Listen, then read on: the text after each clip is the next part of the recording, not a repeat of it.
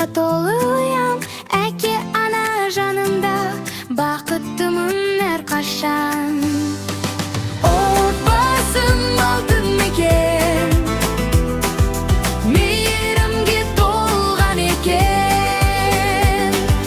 Қол ұстасып бірге біз күлеміз әр күннен.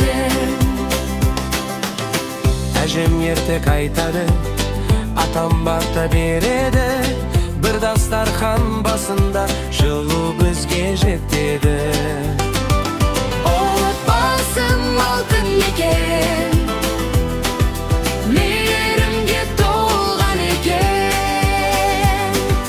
Қол ұстасып бірге біз күлеміз әр күннен.